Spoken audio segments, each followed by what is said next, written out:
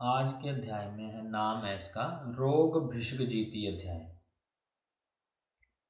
सबको पता है, तो इम्पोर्टेंट चैप्टर है और इसमें लगभग 2 मार्क्स के क्वेश्चन आने के चांसेस होते हैं। 2 क्वेश्चन लगभग इसी अध्याय से आते हैं। सबसे पहले इस रोग भिषग जीती अध्याय को कहा जाता है हृदय स्थान। इसे कहते हैं हृदय स्थान। सिंपल क्वेश्चन बनता है, हृदय स्थान कौन से अध्याय को कहते हैं? 8th चैप्टर को। ऐसे होते हैं, नाम लिखे हो 6th 7th 8th 9th। श्लोक नंबर 3, इसमें शास्त्र परीक्षा का वर्णन है। सबसे पहले शास्त्र परीक्षा का रेफरेंस मिलता है। शास्त्र परीक्षा पहले करनी चाहिए, बाद में जो है अगर श्लोक नंबर 4 देखेंगे उसमें आचार्य परीक्षा है। तो क्वेश्चन पूछते हैं पहले आचार्य की परीक्षा करनी चाहिए या शास्त्र की परीक्षा करनी चाहिए? सबसे पहले शास्त्र की परीक्षा करनी चाहिए। यहाँ लिखा हुआ है बुभूषम शास्त्र एव आदितम परीक्षित। सबसे पहले शास्त्र की परीक्षा की जाती है। त्रिविध शिष्य बुद्धि कहते हैं। श्लोक नंबर 3 की तीसरी लाइन है, त्रिविध शिष्य बुद्धि। उसके बाद आप अंडरलाइन कर सकते हैं, कुछ नहीं, आप लिखो सीधा। शास्त्र के लक्षण होते हैं 18। शास्त्र के लक्षण 18 और शास्त्र के गुण भी 18। इससे ज़्यादा अंडरलाइन मत करो, ऐसे कंफ्यूज होंगे। शास्त्र से लक्षण भी 18 और शास्त्र के गुण भी 18 होते हैं। श्लोक नंबर 4 देखो। श्लोक नंबर 4, आचार्य परीक्षा। दूसरे नंबर पर हमें शास्त्र के बाद वैद्य की या आचार्य की परीक्षा करनी चाहिए। ततो अनंतर आचार्य परीक्षित तद्यता पर्यावद श्रुतम। अच्छा श्रोता होना चाहिए। परिदृष्ट कर्मणा, सब कुछ खुद देखा हुआ किया हुआ। दक्षम दक्षिणम शुचि जित हस्तम उपकरणवंतम सर्वेन्द्रियोपन्नम प्रकृतिज्ञम प्रति प्रतिज्ञम अउपस्कृतम। प्रति प्रतिज्ञम का मतलब होता है कि समय समय पर अच्छे डिसीजन लेने वाला। ये गुण जो है वैद्य में होने चाहिए। अकोपनम, क्रोध नहीं आना चाहिए। क्लेश क्षम, क्लेशों को सहने वाला। एव गुणम आचार्य सुक्षेत आवर्तम मेघ एव शस्य गुणे सुशिष्य आशु वैद्य गुणे। है ना, अच्छे प्रकार से, जैसे अच्छा मौसम हो तो अच्छी फसल लगती है, वैसे ही अच्छे मेघ मतलब बादल, अच्छे बादल पर अच्छे शस्य उत्तम युक्त फसल होती है, वैसे ही अच्छे गुरु मिलने से अच्छे शिष्य जो हैं समृद्ध अच्छे शिष्य बनते हैं। नेक्स्ट आना है श्लोक नंबर 5, गुरु शुश्रूषा पूर्वक शास्त्र का अध्ययन। डिसिप्लिन में रह करके गुरु की आज्ञा का पालन करना चाहिए। किस तरीके से करना चाहिए? अग्निवत, देववत, राजावत, पितृवत, भर्तृवत। भर्तृ होता है भर्तृ होता है जैसे स्वामी जिसको बोलते हैं, घर वाला, वैसे जो है वो इनकी गुरुओं की पूजा करनी चाहिए। नेक्स्ट है श्लोक नंबर 6, IMP बच्चों। शास्त्र के अध्ययन से पहले गुरु की जो है वो किस तरीके से इज्जत करनी चाहिए। श्लोक नंबर 6, तत्र उपाय अनुव्याख्यास्याम। शास्त्र ज्ञान के उपाय क्या बताए हैं? अध्ययन, अध्यापन और तद्विद संभाषा। इसको ज्ञानवर्धक उपाय भी कहते हैं। ज्ञानवर्धक उपाय।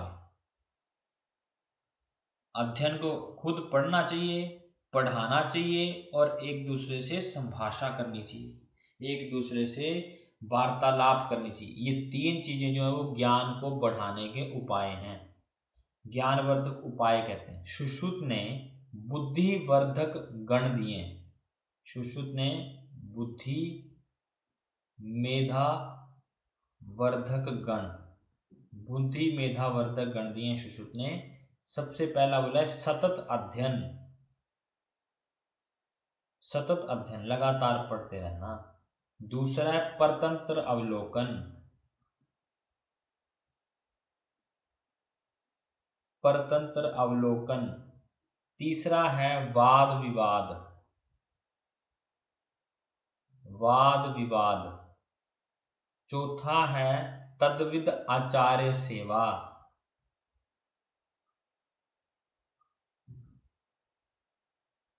तद्विद आचार्य सेवा, सतत अध्ययन, परतंत्र अवलोकन, वाद विवाद और तद्विद आचार्य सेवा। एक ऊपर आपने थोड़ा सा लिखना है, आचार्य परीक्षा में थोड़ा सा छूटा है, लघु हस्त जो है और उपकरणवंतम, ऐसे सुश्रुत ने वैद्य के लिए कहा है। यहां लिखा है देखो, उपकरणवंतम मतलब होता है जिसके पास इंस्ट्रूमेंट सारे हों, और लघु हस्त, चरक ने वैद्य के लिए जित हस्त कहा है। ये जित हस्त शब्द है, जित हस्त शब्द का प्रयोग किया है, मतलब कि जित हस्त का मतलब होता है जिसका हाथ सदा हुआ है, और सुश्रुत ने यहीं पर लघु हस्त का शब्द का प्रयोग किया, लघु हस्त जिसका हाथ, बोलते हैं ना लोकल लैंग्वेज में भी कि बड़ा हल्का हाथ था पता नहीं लगा, वो लघु हस्त मतलब जिसका हाथ सदा हुआ होता है, लघु हस्त सुश्रुत जित हस्त कहते हैं। और एक शब्द यहां पर आया क्लेश क्षम, क्लेश को सहने वाला। ये चरक ने क्लेश क्षम जो है वो आचार्य का गुण दिया है, या ओब्लिक करके वैद्य लिख लो, वैद्य का गुण दिया है, और सुश्रुत ने क्लेश है शिष्य के लिए कहा है। शिष्य जो कैसा होना चाहिए, क्लेश को सहने वाला होना चाहिए, ये ना कि चरक बोलते हैं कि क्लेश को सहने वाला गुरु होना चाहिए। नेक्स्ट आओ, श्लोक नंबर 7, अध्ययन विधि। यहां पर लिखा है प्रातः उत्थान्योर अव्युषम, एक शब्द आता है जो यहां से डिकोड होता है प्रत्यूष। प्रत्यूष कहते हैं रात्रि के अंतिम प्रहर को, रात्रि के अंतिम प्रहर को कहते हैं प्रातः उत्थान, सवेरे सवेरे उठ के, जब कैसा होता है व्यूष का, योग व्यूष ऐसे लिखा है इन्होंने, यहां से डिकोड करना अपने, प्रत्यूष का टाइम होता है रात्रि का अंतिम प्रहर, अभी रात खत्म नहीं हुई होती पूरी तरह से, अंधेरा होता है पर दिन की शुरुआती दौर होते हैं, है ना, ब्रह्म मुहूर्त जिसे कहते हैं। इस प्रहर में उठ के हमें अध्ययन करना चाहिए। और थोड़ा सा ऐसे अंडरलाइन कर लो कि लास्ट में हमें सदैव समय को व्यर्थ ना बिताते हुए दोपहर, अपराह्न, दोपहर, शाम को और रात्रि में शास्त्र का अध्ययन निरंतर करते रहना चाहिए। जब हमें जरूरत हो तो हम जब मर्जी शास्त्र का अध्ययन कर सकते हैं, अदरवाइज क्या प्रॉपर टाइम बोला है, प्रत्यूष बोला है। अध्यापन विधि, शिष्य परीक्षा में नेक्स्ट श्लोक आता है, शिष्य परीक्षा, श्लोक नंबर 8, शिष्य परीक्षा, एग्जामिनेशन ऑफ डिसिप्लिन, तभी उसी बच्चों को सिखाया जाता है ना इसका डिसिप्लिन ठीक होता है। सुश्रुत बोलते हैं शिष्य के जो वस्त्र होते हैं वो कषाय होते हैं, कषाय वस्त्र, चरक के अकॉर्डिंग कुछ भी अंडरलाइन नहीं करना है यहाँ पर, सुश्रुत के अकॉर्डिंग लिखना है कषाय वस्त्र।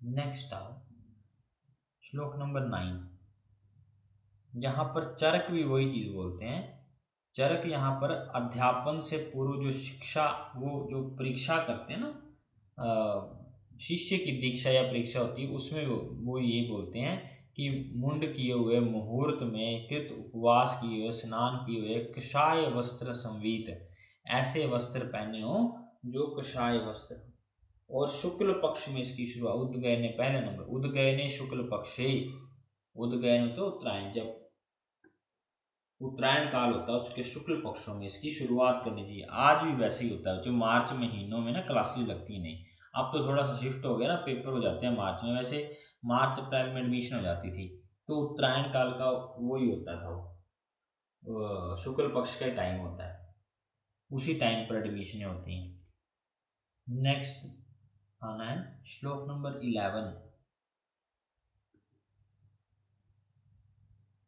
श्लोक नंबर 11 हवन विधि। जब कोई चीज़ नई शुरू करते हैं तो उसकी पूजा पाठ करते हैं, तो उसके लिए लिखा है इन्होंने कि उसमें हवन में पलाशी, इंगुदी, उदुम्बर, मधुक आदि की लकड़ियाँ जो हैं वो जलाई जाती हैं, और मधुसर्पी, त्रिस्त्री जूहे अग्निम आशी। मधुसर्पी घी और मधु की 3-3 आहुतियां जो है हमें देनी चाहिए। कुछ खास नहीं है, बस ऐसे ड्राइंग करके थोड़ा सा। श्लोक नंबर नेक्स्ट 14 पे आओ। श्लोक नंबर 14 फर्स्ट लाइन अंडरलाइन करनी है। न चैव अस्ति सुतस्य आयुर्वेदस्य पारम। आयुर्वेद का कोई पार नहीं है। पार नहीं है मतलब इसका कोई एंड नहीं है, असीम है ये। कृत्सनो ही लोके बुद्धिमतम आचार्यम शत्रुष अबुद्धिमताम। जो बुद्धिमान है उनके लिए सारा का सारा लोक जो है वो आचार्य है, सिखाने वाला है। और जो शत्रु हैं, जो जिनकी जो बुद्धिमान नहीं है उनके लिए सारा का सारा संसार शत्रु है। जो बुद्धिमान है उनके लिए हर चीज आचार्य का काम करती है, सब चीजों से सीख सकते हैं। लेकिन जो बुद्धिमान नहीं है उनके लिए सब कुछ शत्रुओं के जैसा है। श्लोक नंबर 15 संभाषा विधि को वर्णन करते हुए कहते हैं भिषग भिषजा से संभाषित। डॉक्टर को डॉक्टर के साथ ही संभाषा करनी चाहिए। तद्विद संभाषा, उसी को तद्विद संभाषा कहते हैं, फ्रूटफुल डिस्कशन कहते हैं। फ्रूटफुल डिस्कशन जो है वो ज्ञान अभियोग सहस्कारी भवती। ज्ञान को बढ़ाने वाला, सहस्कारी मतलब बढ़ाने वाला, ज्ञान की वृद्धि करने वाला, विशर्धपि आनंद लाता है, विशर्धा देता है, और अभिवर्ध्यति वचन शक्ति अपनी बोलने की शक्ति को बढ़ाता है। चाधते यशस्यपि यश को बढ़ाता है। दीप्यति पूर्व श्रुते च संदेहवतम पुनम श्रवणम श्रुतम संशयत अपकर्षति। जब कभी कोई वाक्य पहले सुना हुआ हो और उसमें संदेह हो तो पुनः सुनने पर उसका संदेह जो है वो कम हो जाता है, अपकर्षति खत्म हो जाता है। ये तद्विद संभाषा के फायदे होते हैं। तो ये आईएमपी है, मार्क करना। कोई भी लाइन उठा के पूछ सकते हैं कि पूर्व श्रुते संदेहवतम पुनः श्रवणम श्रुतम संशय अपकर्षति किसके लिए कहा गया, संभाषा का। मीनिंग आपको डिकोड करने आना चाहिए कि पहले सुने हुए संदेह युक्त वाक्य जो हैं दोबारा सुनने पर उनका संदेह का अपकर्षण होता है। ठीक है, या ऑल करके पूछ सकते हैं कि क्या क्या होता है संभाषा करने से। ज्ञान बढ़ता है, या श्रद्धा मिलती है, या वचन शक्ति अच्छी होती है, या यश मिलता है, क्या होता है। नेक्स्ट आओ, संभाषा के भेद।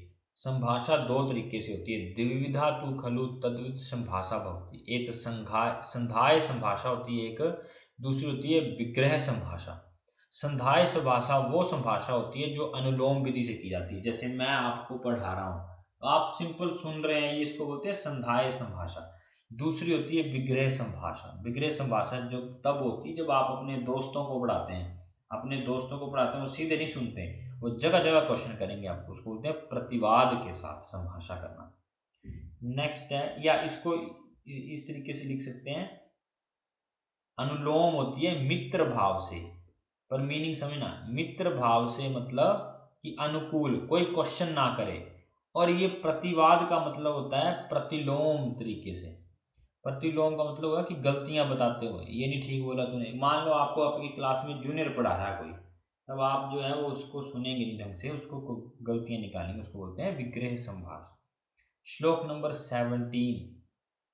श्लोक नंबर 17 अनुलोम संभाषण विधि। अनुलोम संभाषण विधि ज्ञान विज्ञान वचन प्रतिवचन शक्ति संपन्न।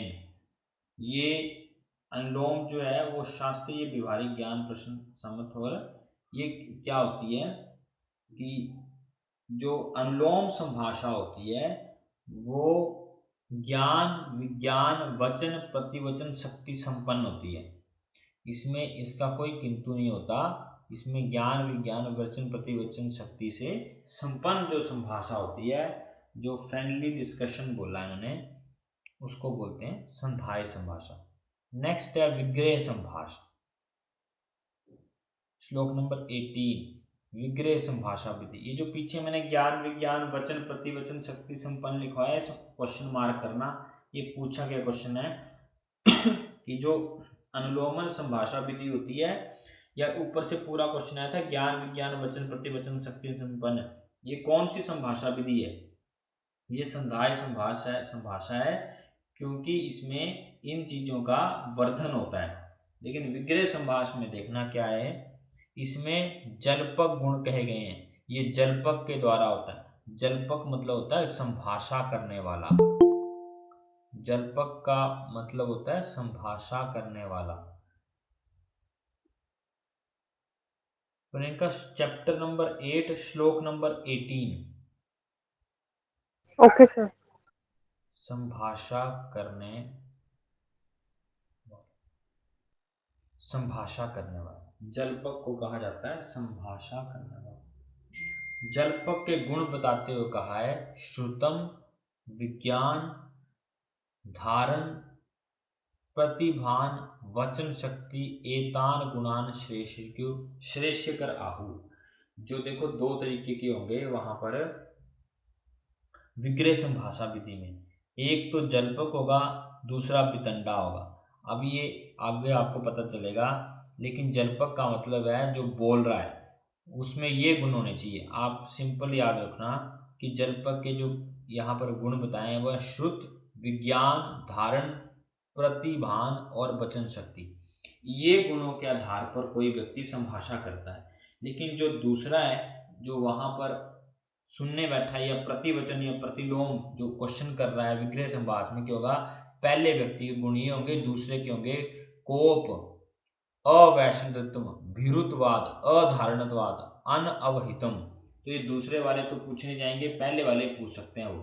तो इसमें जल्पक में क्या है कि जो डिस्कशन है वो कैसी होती है, एक एक एक बोलता है, दूसरा काउंटर क्वेश्चन करता है। तो पहले के तो गुण आ गए श्रुतम विज्ञान धारण किसी एक के, दूसरे काउंटर क्वेश्चन वाले के ऐसे होते हैं, ये बताना चाहे। तो विग्रह संभाष में कुछ भी याद ना करना हो तो भी आपने जल्पक के जो गुण संभाषा करने वाले जो बताए हैं शुद्ध विज्ञान धारण प्रतिभान वचन शक्ति, ये याद रखने हैं। फिर ये यहाँ से पूछेंगे ये कौन सी संभाषा विधि के गुण है, तो ये विग्रह संभाषा विधि के गुण है। ठीक है, नेक्स्ट आना है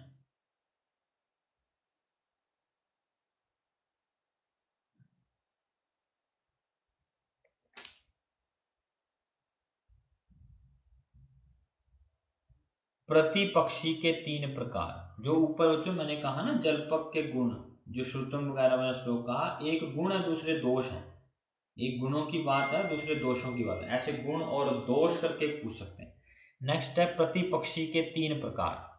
प्रतिपक्षी के तीन प्रकार, प्रतिपक्षी को यहाँ पर लिखा हुआ है, क्वेश्चन पर करके आता है।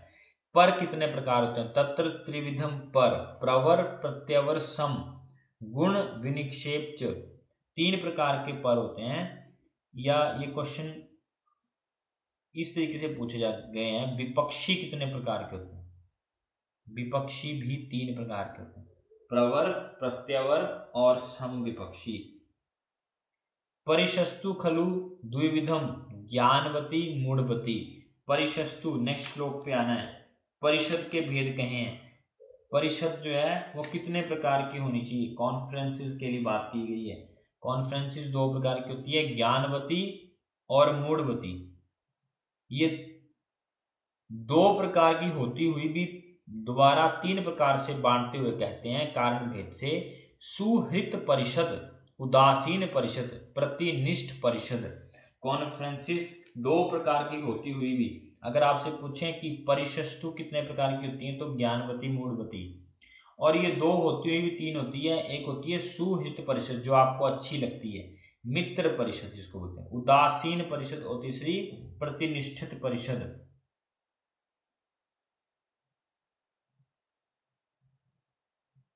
ठीक है, नेक्स्ट आना है एक, इसमें ना क्वेश्चन आया था एक बार, अंडरलाइन करना आपने, यहां पर आपके हिंदी में भी दिया होगा, इन परिषदों में यदि ज्ञान विज्ञान जो जलपक के गुण की दिए हुए हैं, वचन जलपक के नहीं, जो यहाँ पर ना ये संधाय अनुलोम संभाषा के गुण दिए वही रिपीट करते हुए बोलते हैं। इन परिषदों में यदि ज्ञान विज्ञान वचन और प्रतिवचन शक्ति संपन्न ज्ञानवती अथवा अशास्त्रज्ञ अशिक्षित जनों की मूढ़ प्रतिनिष्ठ शत्रु परिषद हो तो कभी किसी के साथ जल्प अर्थात वाद विवाद शास्त्र नहीं की जाती है। जो कॉन्फ्रेंसेस होती है ना, उनमें कहा है कि उनमें कभी भी शास्त्रचर्या या वाद विवाद नहीं किया जाता। कॉन्फ्रेंसेस में कभी भी आप देखना काउंटर क्वेश्चन नहीं किए जाते हैं, ये इन्होंने कहना चाहा है। कॉन्फ्रेंसेस में काउंटर क्वेश्चन नहीं की जाती। कॉन्फ्रेंसेस दो प्रकार की होती है, एक तो ज्ञानवती, एक मूढ़ परिषद जो मूर्खों की होती है। तो कॉन्फ्रेंसेस अगर ज्ञानवान हो तब भी आप क्वेश्चन नहीं कर सकते, क्योंकि वो तो ऑब्वियस है कि आपको ज्ञान बढ़ाने के लिए दी जाएगी, तो आप क्वेश्चन कर नहीं सकते काउंटर। इवन कि आप डाउट पूछ सकते हैं पर काउंटर क्वेश्चन नहीं कर सकते। और मूर्खों के साथ तो क्या ही करेंगे। तो इन्होंने बोला है कि कॉन्फ्रेंसेस में हम इन परिषदों में यदि ज्ञान विज्ञान वचन प्रतिवचन शक्ति संपन्न ज्ञान होती अथवा ये भी हो तब भी, और अशास्त्र अशिक्षित जनों की मूढ़ प्रतिष्ठित हो तो कभी भी किसी के साथ जल अर्थात वाद विवाद शास्त्रचर्या नहीं करनी चाहिए। नेक्स्ट आओ,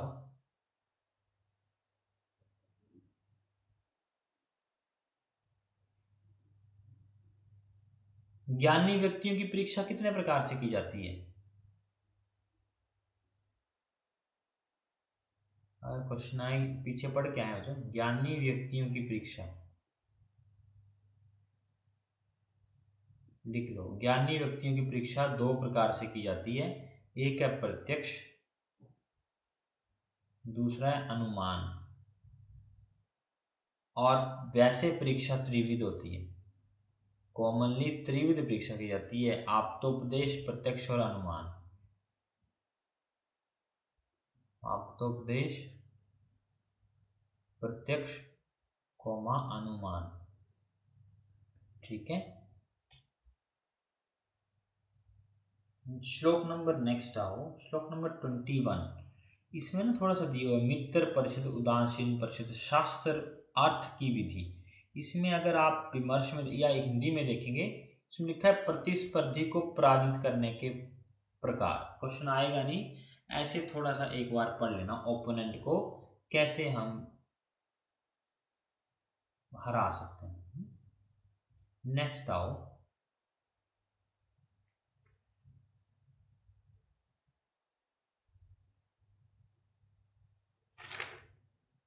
श्लोक नंबर 26। श्लोक नंबर 26, वाद मर्यादा।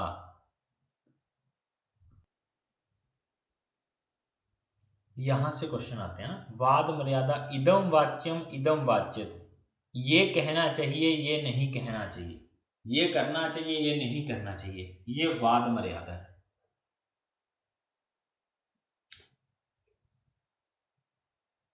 नेक्स्ट है इमानी तु खलु पादानी भिषग विद वाद मार्ग ज्ञानार्थ अभिगम्यार्थी भवंती। वाद के जो पद होते हैं वो 44 होते हैं, और ये वाद मार्ग के ज्ञानार्थ के लिए होते हैं। ये पहली लाइन कहती है कि ये जो 44 पद हैं वो वाद मार्ग के ज्ञान के लिए कहे जा रहे हैं, वाद मार्ग के ज्ञान के लिए कहे जा रहे हुए 44 टर्म्स हैं। ये 44 टर्म्स, एक देखो दो क्वेश्चन आते हैं, या तो वाद मार्ग के पद कितने होते हैं और वाद कितने होते हैं। वाद मार्ग के 44 पदों में सबसे पहला पद ही वाद है, और इसी दो में से क्वेश्चन होता है। वाद मार्ग पूछें तो 44, या वाद मार्ग के पद पूछें तो भी 44, और अगर आपसे वाद पूछें तो वो होते हैं जो दो। वाद पूछें तो वो होते हैं दो। यहां लिखना है, यहां अंडरलाइन करना है, सच द्विविधम संग्रहण जल्प एवं वितंडा। उससे पहले अंडरलाइन करो, सहशास्त्र पूर्वकम विग्रह कथितम। वाद होती है डिबेट करना, लेकिन डिबेट ऐसी नहीं होती कि आप आउट ऑफ द बॉक्स जाकर के कुछ भी बकवास रहे करने। शास्त्र पूर्व विग्रह, शास्त्र के अनुरूप जब हम डिस्कशन या डिबेट करते हैं, बहस करते हैं, तब उसे वाद कहते हैं। ये दो प्रकार की होती है, जल्प और वितंडा। तत्र पक्ष आश्रित वचन जल्प, जल्प विपर्यो वितंडा। दो पक्ष के आश्रित वचन होगा उसे जल्प कहते हैं, और ठीक उसका उल्टा वितंडा होता है। 28 की लास्ट लाइन है, वितंडा नाम पर पक्षे दोष वचन मात्र में, दूसरों के पक्ष में दोष निकालना ही वितंडा है। श्लोक नंबर 30, प्रतिज्ञा। प्रतिज्ञा नाम साध्य वचनम यथा नित्य पुरुष इति। इसको याद रखने के लिए आपको मैं तरीका बताता हूँ। जब भी आप थीसिस का पीजी करेंगे, अगले साल से शुरू हो जाएगी आपकी, जब भी आप सिनॉप्सिस लेके जाएंगे ना टीचर के पास, वो टॉपिक देगा आपको, तो सिनॉप्सिस लेके जाएंगे तो आप एक ड्रग लेंगे और एक डिजीज लेंगे, और उसको इंडिकेट करेंगे कि हाँ इस डिजीज में ये वाला ड्रग जो है काम करता है, ऐसा रेफरेंस में बागवट से लाया, सारंगधर से लाया, कहीं से लाया, वो प्रतिज्ञा है। एक साध्य वचन लेके आ गए आप, जैसे इसमें एग्जाम्पल दिया हुआ नित्य पुरुष। अब ऐसे करके आप इसी बुक पे आ जाओ, वो एग्जाम्पल याद रख के आप यहीं पर आ जाओ, एग्जाम्पल हमें यही याद करने पड़ेंगे। वो बोलते हैं कि पुरुष नित्य है। नित्य मतलब होता है जिसका कोई आदि अंत नहीं होता, ना कोई पैदा करता, ना टूटता, ना मरता, ना कुछ। ये पुरुष यहाँ पर आत्मा है, आत्मा नित्य है, ये एक साध्य वचन है, यही प्रतिज्ञा। अब इसको प्रूव करना है ये कैसे साध्य है। तो सबसे पहले हमने एक कोटेशन ले ली कि पुरुष नित्य है जी। अब इसी कोटेशन को बोलते हैं प्रतिज्ञा। अब इसको हमें सिद्ध करना है, एस्टेब्लिशमेंट करनी है, उसको बोलते हैं स्थापना। अब स्थापना कैसे करेंगे, इसको सिद्ध कैसे करेंगे? स्थापना नाम तस्य प्रतिज्ञाया हेतु दृष्टांत उपनय निगमन स्थापना। इसी प्रतिज्ञा को हेतु दृष्टांत उपनय और निगमन से करने पर, इन प्रोसेस से करने पर जब प्रूव हो जाएगी तो सब उसको बोलेंगे स्थापना। नेक्स्ट आना है यथा नित्य पुरुष इति प्रतिज्ञा। ये प्रतिज्ञा पुरुष नित्य है। अब बोलते हैं हेतु क्या है उसका, पहले एग्जांपल से गुजरेगी। हेतु अकृतकत्व आदि इति। अकृतकत्व आदि मतलब जिसका कभी कोई, अकृतक मतलब किसी के द्वारा निर्मित नहीं होती, उसको बोलते हैं अकृतक। कोई इसका माता पिता नहीं होता, ना कभी पैदा हुआ ना मरेगा, इसी ये हेतु है।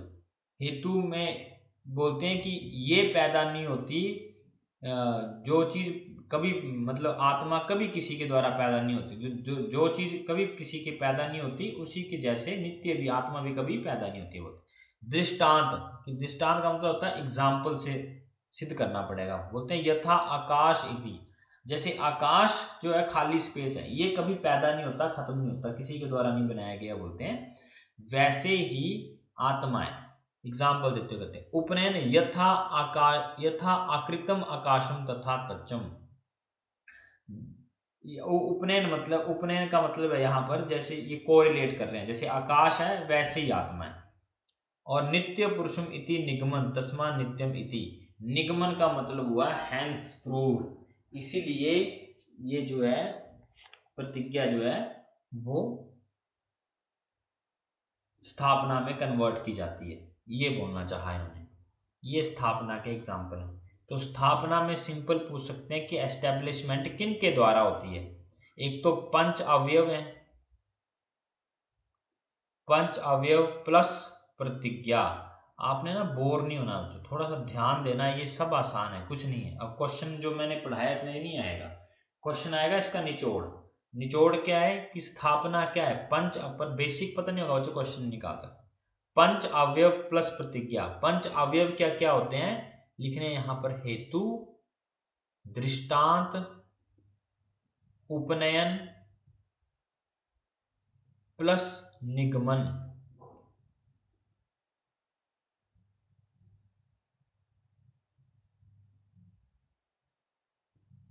प्लस प्रतिज्ञा।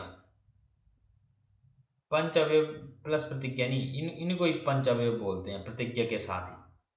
चार ये हैं और पांचवी प्रतिज्ञा है, इसी को पंच अवयव बोलते हैं। और पंच अवयव से स्थापना की जाती है। चार तो हेतु, दृष्टांत, उपनयन, निगमन और प्रतिज्ञा मिला दी जाए तो उसको स्थापना कहते हैं। इनको पंच अवयव भी कहते हैं। नेक्स्ट आओ प्रतिस्थापना। अब स्थापना से क्वेश्चन आएगा, प्रतिस्थापना से आएगा नहीं। प्रतिस्थापना का मतलब है पर प्रतिज्ञा या विपरीत अर्थ स्थापना।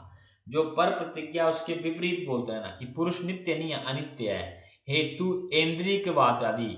अब ये पुरुष जो है ना, ये पुरुष आप शरीर समझ लो, ये बोलते हैं पुरुष नित्य नहीं है, अनित्य है।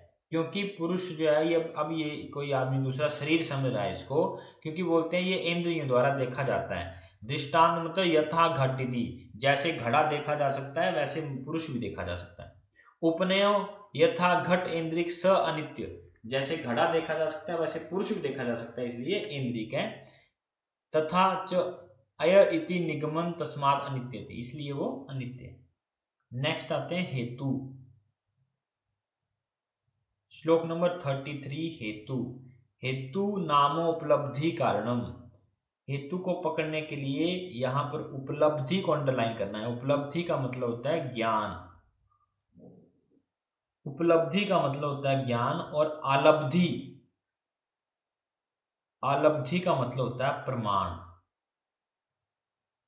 हेतु उपलब्धि कारण में, ज्ञान का कारण है। चार प्रकार का हेतु होता है, प्रत्यक्ष, अनुमान, एतिहा, औपम्यम। चार प्रकार का हेतु होता है। औपम्यम जो है वो उपमान को कहते हैं। यहां पर पहली बार रेफरेंस मिलता है। दृष्टांत। दृष्टांत का मतलब होता है एग्जाम्पल दे के समझाना, एग्जाम्पल के साथ बात करना। दृष्टांतो नामम यत्र मूर्ख विदुषा बुद्धि साम्यम यो वर्ण वर्णेति। इस तरीके से बताया जाए कि मूर्ख और बुद्धिमान व्यक्तियों दोनों को समझ आए। जैसे अग्नि उष्ण होती है, द्रव उदक होता है, इस तरीके से एग्जाम्पल दे के समझाना। नेक्स्ट है उपनयन एंड निगमन। उपनयन और निगमन की हम पीछे बात कर चुके हैं। नेक्स्ट आओ उत्तर। श्लोक नंबर 36। उत्तर क्या होता है? साधर्म्य उपदिष्टते हेतु वैधर्म्य वचन। वैधर्म्य उपदिष्टते हेतु साधर्म्य वचन। ये तो बड़ा आसान है याद रखना, मतलब भी बताना हो। अगर साधर्म्य वचन हो तो वैधर्म्य उत्तर देना, वैधर्म्य प्रश्न हो तो साधर्म्य उत्तर देना। एतत् सविपर्य उत्तरम, जो पूछा गया ठीक उसका उल्टा ही उत्तर होता है। सिद्धांत, थ्योरी। सिद्धांत को बोलते हैं थ्योरी। सिद्धांत कैसे पास होता है? सिद्धांत नाम से ये परीक्षक है, बहुविध परीक्षक है, हेतु भी साध्यति स्थापिति निर्णय। बहुत ज्यादा परीक्षकों द्वारा परीक्षक करने के बाद जो सिद्ध होता है और स्थापित होता है, जिसकी एस्टेब्लिशमेंट हो पाती है, उसी को ही निर्णय करके सिद्धांत कहा जाता है। सिद्धांत में जो चार प्रकार के होते हैं, इसका निमोनिक होता है PAAS। PAAS को डिकोड करते हैं तो प्रतितंत्र, सर्वतंत्र, अधिकरण और अभ्युगम। कई बार इससे क्वेश्चन आ सकता है कि ये कौन से सिद्धांत होते हैं। अगर सिद्धांत सर्वतंत्र की बात करें तो सर्वतंत्र सिद्धांत का मतलब होता है जो सभी जगह पाया जाता है। संति निदानानि संति व्याधे संति। जो निदान होते हैं, चाहे मॉडर्न पढ़ो चाहे आयुर्वेद पढ़ो, जो मर्जी साइंस पढ़ो, सभी में निदान कहे जाएंगे, सभी में व्याधियां कही जाएंगी और सभी में उसकी चिकित्सा की जो है अरेंजमेंट की गई होगी। प्रतितंत्र सिद्धांत वो होते हैं जिसमें एक सिद्धांत में कुछ और कहा जाए, दूसरे में कुछ और कहा जाए। जैसे कई जगह 8 रस मिलते हैं लेकिन हमारे यहाँ 6 मिलते हैं। हमारे यहाँ पंच इंद्रिय है, कई जगह षड इंद्रिय है। इस तरीके से पंच इंद्रियाण यत्र षड इंद्रियाण यत्र, है ना, तंत्र। कई जगह 6 का वर्णन मिलता है, कई जगह 5 का वर्णन मिलता है। ये होता है प्रतितंत्र। अधिकरण सिद्धांत वो सिद्धांत होते हैं जिससे, ये इसका एग्जाम्पल है, जो न मुक्तम कर्म अनुबंधी कुरुते निस्पृतवाद इति प्रस्तुते सिद्धम। जैसे कोई बात आपने कही कि इसको मोक्ष की प्राप्ति होगी, ये मर गया, मान लो आपने कहा मर गया, तो इससे सिद्ध हो जाता है कि उसके शुभ और अशुभ फल क्या मिलेंगे। अगर उसका व्यक्तित्व ठीक होगा मान लो तो उसको स्वर्ग मिलेगा, और वो मरा होगा, उग्रवादी होगा तो आप उसको बोलेंगे इसको नरक मिलेगा। तो ये जो सिद्ध होता है, जो बिना कहीं सिद्ध होता है, उसको बोलते हैं अधिकरण। इसका एग्जाम्पल ये वाला याद रख लेंगे थोड़ा सा अंडरलाइन करके, न मुक्त कर्म न बंधते कुरुते निस्पृहत्वात्। निसपृहितवात इति प्रस्तुते सिद्धा कर्म फल मोक्षम पुरुषम भवेत्यम भवन्ति। अगर ऐसा कुछ एग्जाम्पल आता है, आपसे पूछते हैं कि जब मुक्त हो जाता है अपने कर्मिक बंधनों से तो उसको किस तरीके का फल मिलेगा, तो आपको खुद ही समझ आएगा कि वो बंदा मर चुका है। तो ऐसे जब एग्जाम्पल आते हैं उसको बोलते हैं अधिकरण सिद्धांत। लास्ट है जो अभ्युपगम सिद्धांत। अभ्युपगम सिद्धांत में आप याद करेंगे, अंडरलाइन करना, श्लोक नंबर 37, द्रव्य प्रधानिति कृत्वा बक्ष्यमानम गुण प्रधानिति कृत्वा बक्ष्यमानम। कभी कोई आचार्य कहता है वीर्य प्रधान है, कभी कोई कहता है द्रव्य प्रधान है, कभी कोई कहता है गुण प्रधान। जब प्रधानता अलग अलग जगह पर बदलती रहे तो उसको बोलते हैं अभ्युगम सिद्धांत। अभ्युगम सिद्धांत में लिखो, यह सिद्धांत नहीं होता परंतु सिद्धांत की तरह उपयोग होता है। अभ्युपगम सिद्धांत नहीं होता लेकिन सिद्धांत की तरह प्रयोग होता है। सिद्धांत की तरह प्रयोग होता है, इसका मतलब वो जब कभी कभी हम बोलते हैं द्रव्य प्रधान है वीर्य प्रधान, ये सिद्धांत ना होता हुआ भी सिद्धांत की तरह काम करता है। एक एग्जाम्पल आता है त्रिदोष कौन सा सिद्धांत है, किस सिद्धांत में आएगा? त्रिदोष सर्वतंत्र सिद्धांत है। एक सर्वतंत्र सिद्धांत का एग्जाम्पल है त्रिदोष। सभी में तीनों दोष माने जाते हैं, किसी बुक में उठा। पंच महाभूत भी सर्वतंत्र सिद्धांत है। पंच महाभूत भी सर्वतंत्र सिद्धांत है। श्लोक नंबर 38, शब्द। शब्दों नाम वर्ण सामान्यम चतुर्विधम दृष्टार्थ अदृष्टार्थ सत्य अनृत। शब्द चार प्रकार का होता है, दास इसका निमोनिक है। शब्द चार प्रकार का होता है, दास इसका निमोनिक है। दृष्टार्थ अदृष्टार्थ सत्य और अनृत। श्लोक नंबर 39, प्रत्यक्ष क्या होता है? प्रत्यक्ष नाम यद आत्म इंद्रिय स्वयं उपलब्धते, जो हमारी आत्मा और इंद्रिय जिसको खुद महसूस करती है देखती है उसे प्रत्यक्ष करते हैं। तत्तर आत्मा प्रत्यक्ष सुख दुख इच्छा द्वेष शब्दादे इति इंद्रिय प्रत्यक्षम। इंद्रियां किसको ग्रहण करती हैं? शब्द स्पर्श रूप रसगंध को। और आत्मा किसे कहती है? सुख दुख इच्छा द्वेष को आत्मा ग्रहण करती है, यही प्रत्यक्ष है। श्लोक नंबर 40, श्लोक नंबर 40, अनुमान। अनुमान नाम तर्क युक्ति अपेक्षा, अनुमान युक्ति की अपेक्षा करता है या युक्ति के आधार पर किया हुआ तर्क, जो हम पीछे पढ़ के आ गए हैं। अग्नि की पता लगती है जरण शक्ति से, बल का व्यायाम शक्ति से। एतिहा नाम उपदेशम आप्तोपदेश वेदवितम। एतिहा जो है वो एक प्रकार का आप्तोपदेश है। एतिहा एक हेतु भी है, पीछे पढ़ के आए, प्रमाण भी है, एक वाद मार्ग भी है। हेतु जो है सॉरी एतिहा जो है हेतु प्रमाण और वाद मार्ग तीनों में आता है। उपमान सादृश्य अधिकृत्य प्रकाशनम, सादृश्य अधिकृत्य प्रकाशनम, रस्सी देख के सांप की अनुभूति होना। जैसे डंडा देख के दंडकस्य, डंडा देख के दंडक अलसक का अनुमान होना। धनुष तु धनुस्तंभम, धनुष देख के धनुस्तंभ की उपमा करना, ये उपमान है। सादृश्य अधिकृतम, सेम दिखने वाली चीजों से कोरिलेट करना। संशय, नेक्स्ट श्लोक है संशय। संदेह लक्षणम अनुसंदिग्धेषु अर्थेषु निश्चय। जब संदेह पूर्वक लक्षणों को देखना और उसमें संदिग्ध अर्थों को निकालना ही संशय कहलाता है। तंत्र युक्ति भी है संशय और वाद मार्ग भी है। संशय तंत्र युक्ति भी है प्लस वाद मार्ग। नेक्स्ट प्रयोजन। प्रयोजनम नाम यर्थ आरंभ आरंभा। प्रयोजन क्या होता है? जब भी हम किसी चीज को आरंभ करते हैं, करते ही हैं, उसी को ही प्रयोजन कहते हैं। आरंभ करना ही प्रयोजन है। सव्य विचार नाम यत व्यभिचरण। आपको श्लोक आएगा व्यभिचरण, तो आपने यहाँ पर स ही लगाना है, सव्यभिचरण। इनको, इन लाइनों को गौर से देखना, सब कुछ इसके शब्दों के अंदर ही लिखा होगा, बस आप क्वेश्चन बशर्ते आपको पकड़ने आना चाहिए। अब प्रयोजन देखो, यद अर्थ आरंभ, जब भी आप किसी चीज को आरंभ करेंगे वो प्रयोजन ही होता है। अगर आप इसके ऊपर सभी को देखना, आप इनमें सब में क्वेश्चन में आंसर छुपा हुआ है। जिज्ञासा, जिज्ञासा नाम परीक्षा, इंटर्न देखना कैसे परीक्षा करने में जिज्ञासु होते हैं। किसी भी परीक्षा की जिज्ञासा ही होती है हमेशा। कौन सी दवाई दी, क्या दवाई दी, ये दवाई क्या काम करेगी, ये जिज्ञासा ही। नेक्स्ट है व्यवसाय। व्यवसाय नाम निश्चय, निश्चितीकरण करना ही व्यवसाय है। ये थोड़ा सा टिपिकल है, आईएमपी मार्क करना है, दोनों इंपॉर्टेंट है, जिज्ञासा और व्यवसाय। नेक्स्ट आने अर्थ प्राप्ति। यत्र एनोक्त परस्पर अर्थ से अनुक्तपि, यहां भी अर्थ लगा हुआ, और वैसे भी जो टॉपिक है ये अर्थ प्राप्ति है।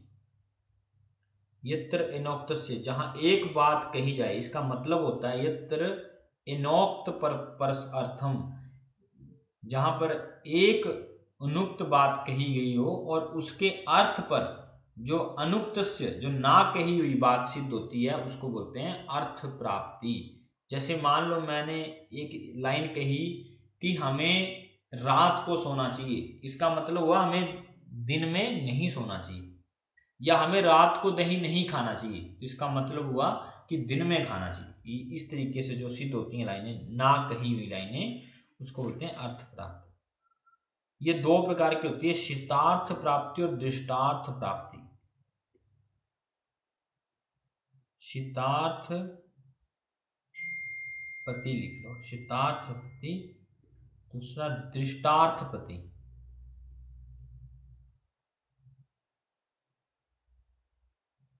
शितार्थ पति सुनी हुई और देखी हुई।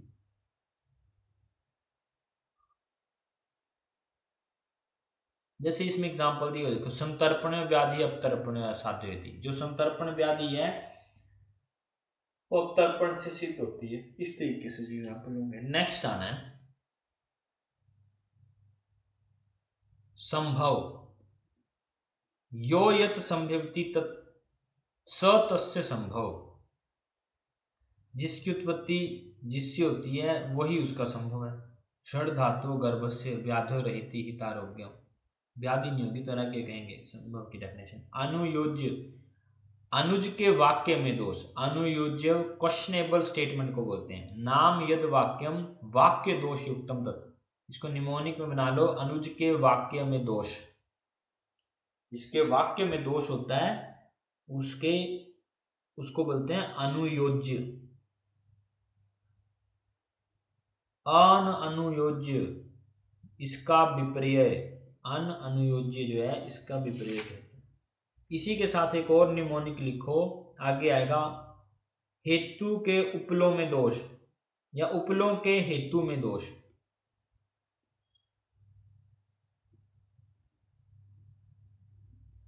उपलों के हेतु में दोष, ये उपलाभ के लिए लिखा है,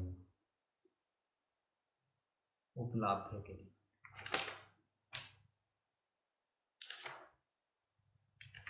नेक्स्ट आओ अनुयोज्य, अनुयोग,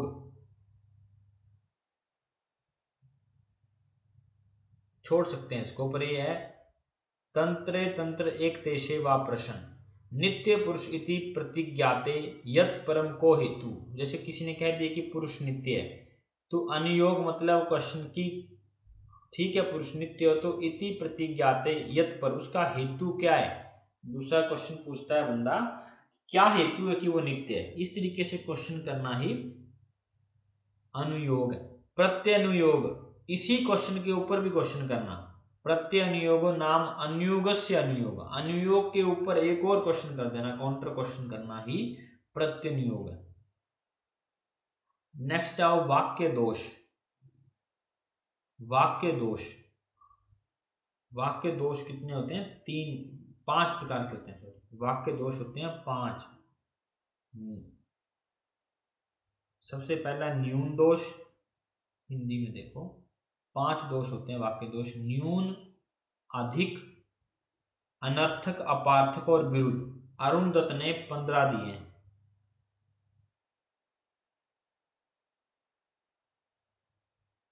अरुणदत्त के अकॉर्डिंग 15 वाक्य दोष होते हैं, और वाक्य दोष के ठीक उल्टा होता है वाक्य प्रशंसा।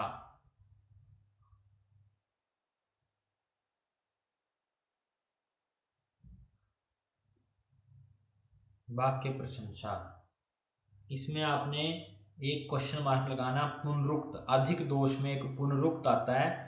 पुनरुक्त दो प्रकार का होता है, एक अर्थ पुनरुक्त और शब्द पुनरुक्त। अर्थ पुनरुक्त और शब्द पुनरुक्त। विरुद्ध दोष, विरुद्ध दोष तीन प्रकार का होता है। एक है दृष्टांत, सिद्धांत और समय, DSS। वाक्य दोष कुल 5 होते हैं, जिसमें कि न्यून, अधिक, अनार्थक, अनर्थक, अपार्थक और विरुद्ध। जिसमें अधिक दोष में पुनरुक्त आता है जो 2 प्रकार का होता है, विरुद्ध दोष जो है वो 3 प्रकार का होता है। 3 प्रकार में भी हम दृष्टांत सिद्धांत तो पढ़ के आ गए हैं, पर हमने समय नहीं पढ़ा है। समय जो है वो आयुर्वेदिक समय 3 प्रकार का दोबारा होता है, याज्ञिक समय और मोक्ष शास्त्रीय समय। ये तीनों आपने याद रखना है। इनकी डिटेल में थोड़ा सा पढ़ सकते हैं आयुर्वेदिक समय क्या है, लेकिन ज्यादा यही है। वाक्य प्रशंसा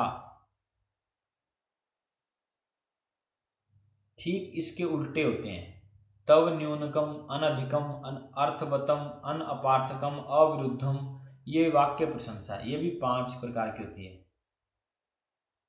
नेक्स्ट है छल।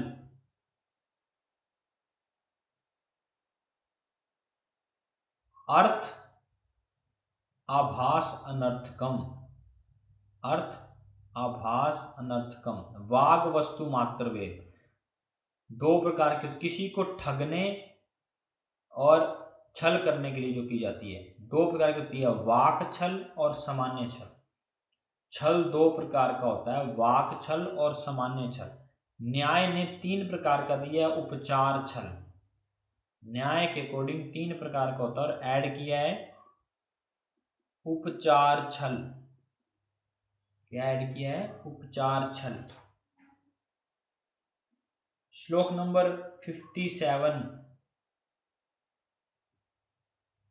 श्लोक नंबर 57, अहेतु 3 प्रकार के बोलने हैं, प्रकरण सम, संशय सम, वर्ण सम। निमोनिक अहेतु का प्रसव, प्रकरण, संशय और वर्ण सम। न्याय के अकॉर्डिंग अहेतु 5 होते हैं। हेत्वाभास भी 5 होते हैं,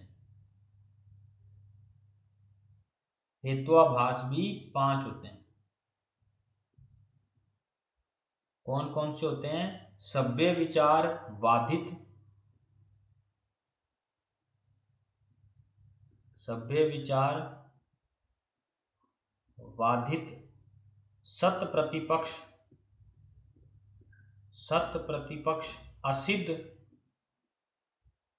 कोमा बाधित, बाधित 2 बार आ गया, विरुद्ध है ये। सभ्य विचार विरुद्ध, सभ्य विचार विरुद्ध सत प्रतिपक्ष, असिद्ध और बाधित। सभ्य विचार विरुद्ध सत प्रतिपक्ष, असिद्ध और बाधित। अतीत काल हेत्वाभाषण, अतीत काल,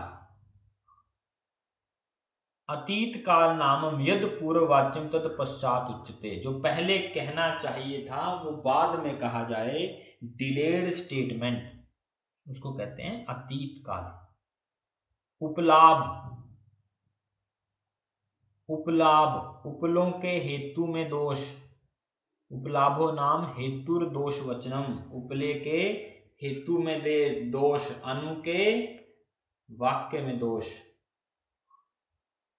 परिहार, दोष वचनस्य परिहरणम, जो उसका दोष है उसको री या निराकरण करना,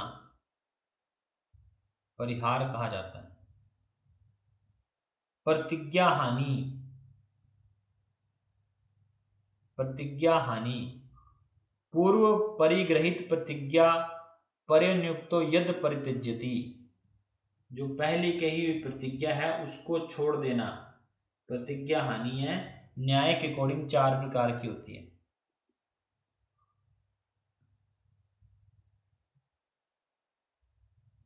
जब आपकी प्रतिज्ञा हानि का मतलब हुआ, मान लो सिनॉप्सिस थीसिस बन गए, लास्ट में बोल दिया कि ये जो है रिजल्ट सिग्निफिकेंट नहीं है, इसलिए जो है वो ये स्टडी फेल होती है, तो उसको बोलते हैं प्रतिज्ञा हानि। अभिनिज्ञा, अभिनिज्ञा ये क्वेश्चन आया हुआ है। अभिनिज्ञा नाम से इष्ट अनिष्ट अभिनिज्ञा,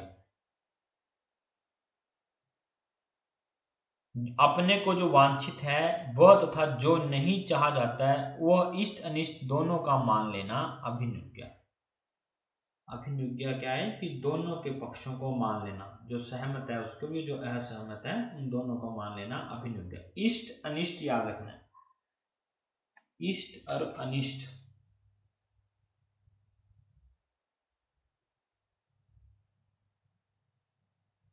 हेतुअंतर, नेक्स्ट है हेतुअंतर। हेतुअंतर, प्रकृतो नाम प्रकृत हेतु वाचेद विकृत हेतु आदि। जहां प्राकृत हेतु हो वहां वो न कह करके विकृत हेतु कह देना हेतुअंतर। हेतु का ही अंतर कर देना, इम्परफेक्ट रीजन, हेतु जो है उसमें बदलाव कर देना। ठीक है, आज इतना ही करते हैं, कल बाकी करते हैं। ठीक है, शायद टोटल 3 लेक्चर लगने हैं इस पे।